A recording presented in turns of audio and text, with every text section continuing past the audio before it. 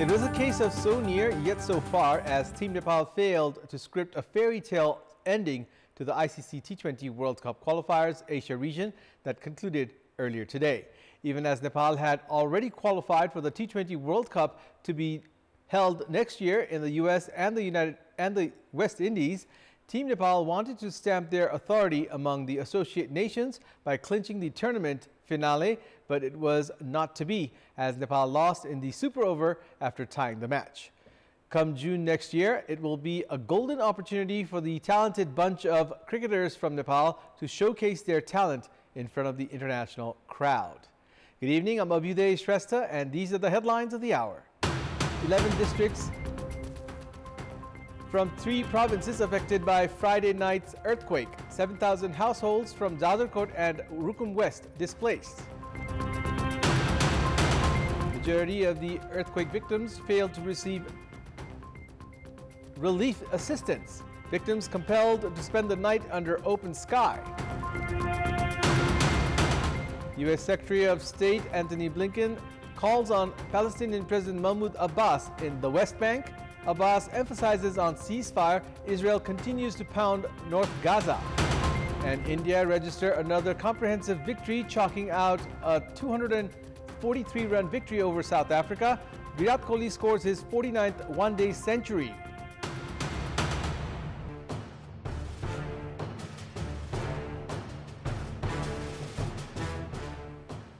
At least 3,650 houses have been damaged in the Friday night earthquake in Jajarkot district alone, the epicenter of the 6.4 magnitude tremor.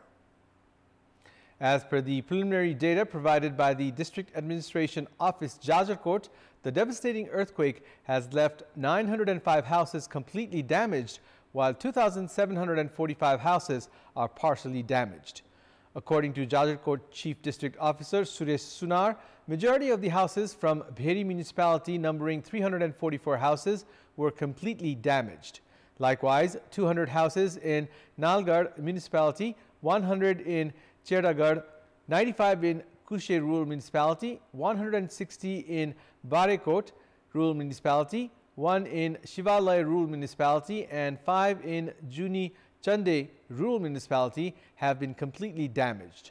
Most deaths occurred in Nalgarh rural municipality of Jajarkot, as 55 people were killed there out of a total of 105 deaths recorded in the district. In Rukum West, 2,642 houses were partially damaged, while 4,670 houses received minor cracks. The preliminary estimation has put the damages worth 2 billion rupees in Rukum West. Meanwhile, 11 districts have been affected by the earthquake that had its epicenter in Jajarkot's Rami Dara. According to the Ministry of Home Affairs, Jajarkot, Rukum West, Rukum East, Salyan, Rolpa, Nawalparasi East, Dailek, Dang, Jumla and Putan districts have been affected by the earthquake. The death toll in the Friday night earthquake has now reached 157, with Jajarkot registering 105 deaths, while 52 people have been killed in Rukum West. Likewise, 81 people have been injured in Jajarkot, and the number of injured in Rukum West is 78. 39 of the injured from Rukum West are being treated at Bheri Hospital in Nepalganj, and 25 individuals are being treated at Surkhet Hospital. There has been delay in sending relief materials to the earthquake victims of Jajarkot and Rukum West. Even 2 days after the earthquake, the victims have been compelled to spend nights under the open sky. The earthquake victims who have lost their loved ones and their houses are awaiting to receive relief materials during this chilly weather. Some of them are living in tents, while others are worried about where to take shelter and what to eat. 4 local levels of Jajarkot have been directly affected by the earthquake, while there were loss of lives and property in Art Biskot and Sani Bheri of Rukum West. Exact data of how much physical damage has been caused by the earthquake and what kind of relief materials and help are needed by the quake victims are still yet to come. Many people from various places have announced of distributing relief materials to the earthquake-affected areas. Some have started distributing the relief materials in their own way. The government has already announced of distributing the relief materials through the one-door policy to avoid haphazard distribution. There should not be any delay in distributing basic relief materials to the victims. Likewise, the trend of distributing relief materials for cheap popularity should also be stopped.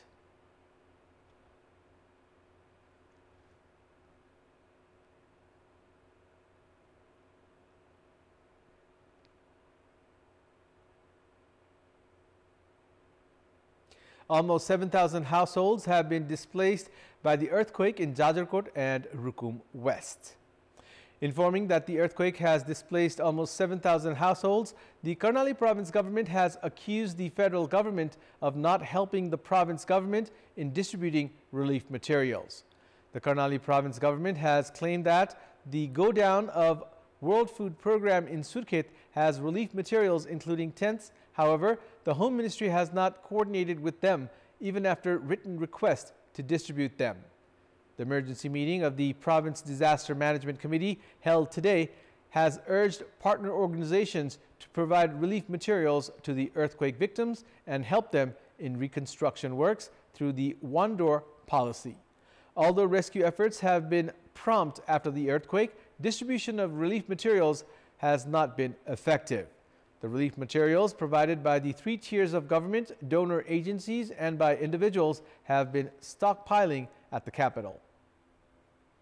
The government has decided to provide 200,000 rupees to the families of every victim who was killed in the Jajarkot earthquake. The emergency meeting of the Council of Ministers held at Singadarwar this morning to delve into the loss of lives and properties, rescue and relief efforts decided to provide 200,000 rupees to the families of the earthquake victims. The meeting also decided to fully cover the treatment cost of those injured in the earthquake.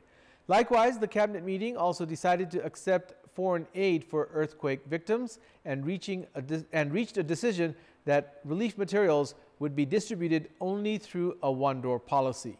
The cabinet also decided to establish a head office in Surkhet and a secondary office in Nepalganj for search and rescue efforts and collection of relief materials.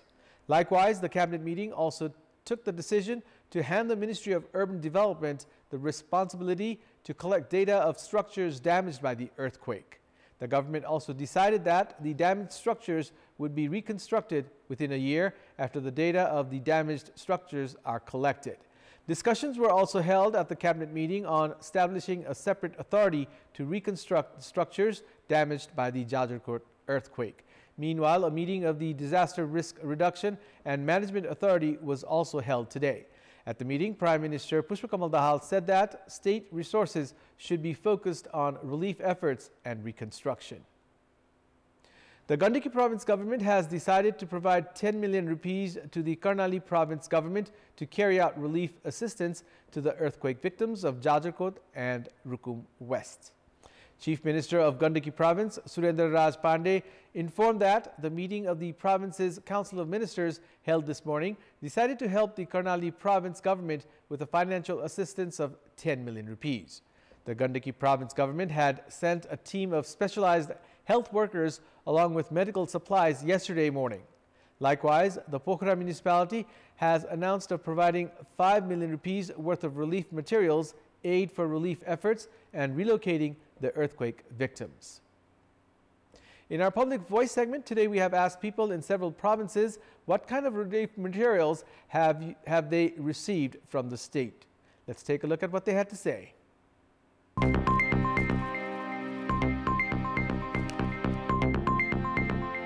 खाने कुराहरु पनि नपाउँदासम्म हामी आज अल्पत्र छौं बस्ने बास पनि छैन खाने घाँस पनि छैन त्यसै केही पाएन हामी आस त छ पाएको छैनौं तिरपाल पनि छैन बास पनि छैन केही छैन भया कपडा लत्ता अनि भाँडा कुरी सब त्यही पुर्यो हामी चाहिँ सबैजना भाइरहरु बसिरहेछौं र हाम्रो लागि घाँस बास कपासको चाहिँ जरुरत एकदम जरुरत परेको छ हामीले केही पनि पाएनै अब हाम्रो घर पनि भत्क्यो अनि बस्ने ठाउँ पनि छैन केही पनि राजा यहाँ जो राजा आए पनि हामीलाई मिल्दैन सर कुम्बा आउन बित्तिकै अति पछाडी आए हामी रोडमै छौं यस्तो अवस्थामा हुँदाखेरि सबैले सहयोग गर्नुपर्ने भन्ने मलाई आशा छ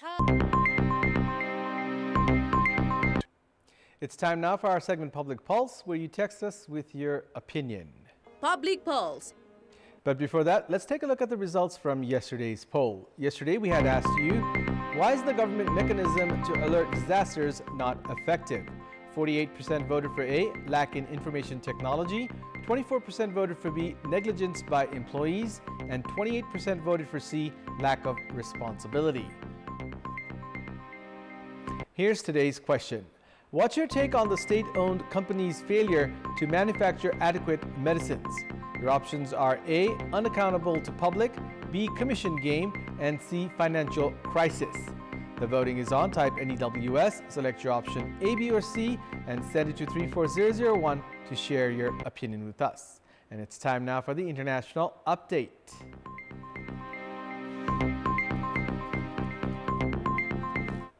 U.S. Secretary of State Antony Blinken met Palestinian President Mahmoud Abbas today during his second trip to the region since the decades-old Israeli-Palestinian conflict reignited. Blinken met foreign ministers from Qatar, Saudi Arabia, Egypt, Jordan, and the United Arab Emirates in Amman yesterday, and they pushed for Washington to persuade Israel to agree to a ceasefire. However, the top U.S. diplomat dismissed the idea of a ceasefire, saying it would only benefit Hamas, allowing it to regroup and attack again. Washington had proposed localized pauses in fighting to allow in humanitarian aid and for people to leave the densely populated Gaza Strip. Israel's Prime Minister Benjamin Netanyahu rejected this when he met Blinken on Friday in Tel Aviv. Blinken is to visit Turkey tomorrow for talks on the conflict. The current round of Palestine-Israel conflict had claimed the lives of more than 11,000 people on both sides, at least 9,488 people in the Gaza Strip, 144 people in the West Bank, and 1,400 Israelis as of yesterday, according to Palestinian and Israeli sources. The Palestinian Prisoners Society said in a statement released yesterday that 2,040 Palestinians had been detained by Israel since the new round of conflict erupted between the two sides. Israeli forces continued ground operations, whereas the Palestinian Islamic Resistance Movement, Hamas, proceeded to fight the Israeli army and attack Israeli targets. Palestinian security sources and locals said that sounds of clashes and explosions continue to be heard in several areas south, north, and west of Gaza City as the Israeli army forces advanced on the ground for the second week in a row. Videos released by the Israeli military yesterday showed that the Israeli forces blew up tunnels in the Gaza Strip and at the same time cleared explosive devices it found in the Gaza Strip. According to a statement issued by Hamas's Al-Qassam brigades yesterday, it battled the Israeli troops in places including northwestern and southern Gaza and Belt Hanun. On 7th of October, Hamas launched a surprise attack on Israel, firing thousands of rockets and infiltrating Israeli territory, while Israel responded with airstrikes, ground operations, and punitive measures, including a siege on the Gaza Strip. Sports news. Sports news. Nepal lost in the finals of the ICC T20 World Cup Asia Region qualifiers in a super over against Oman today. Electing to bat first after winning the toss, Nepal had an average start as they reached 60 runs for the loss of 4 wickets after 10 overs. It was only opening batsman Kushal Bhurtel who produced a good batting effort with 31 runs. Nepal lost the wickets of Ashif Sheikh, Sandeep Johra and Kushal Malla cheaply.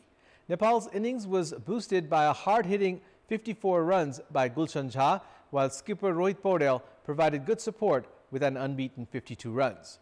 Rohit and Gulshan added 78 runs for the 5th wicket in quick time. Karan Kesi also chipped in with 20 runs off 6 balls to provide respectability to the Nepal total. Bilal Khan was the most successful bowler for Oman with 3 wickets, while Aqib Ilyas claimed 2 wickets. Chasing 185 runs for victory, Oman, despite losing the early wicket of Pratik Athava, piled pressure on Nepal with Kashyap Prajapati and Aqib Ilyas putting on 67-run partnership. Ilyas departed after scoring 33 runs, while Prajapati scored 63 runs. Oman needed 8 runs off the last over to win the match. However, Sandeep Lamichhane only conceded 7 runs to tie the match. In the super over, Oman scored 21 runs. In reply, Nepal could only score 10 runs for the loss of the wicket of Kushal Bhurtel to lose the match and the tournament final.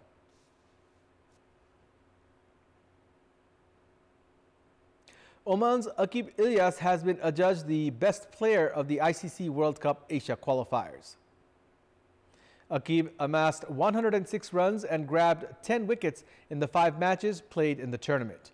Aqib scored his most 66 runs against Singapore, while he scored 33 runs in today's final. He had claimed 4 wickets against Bahrain in yesterday's semi-final, while he took 2 wickets against Nepal in today's final. Likewise, Oman's Bilal Khan was declared the best bowler of the tournament. He restricted Nepal to just 10 runs in the super over and helped Oman win the title. Left-handed bowler Bilal grabbed 11 wickets in 5 matches. Meanwhile, Nepal's Kushal Bhurtel was adjudged the best batter of the tournament. Bhurtel scored 185 runs in the 5 matches with 1 half-century. Likewise, Nepal's Gulshan Jha has been adjudged the best player of the tournament. Gulshan has received a motorbike in prize award. That's all for the moment. Thank you for watching. Good night.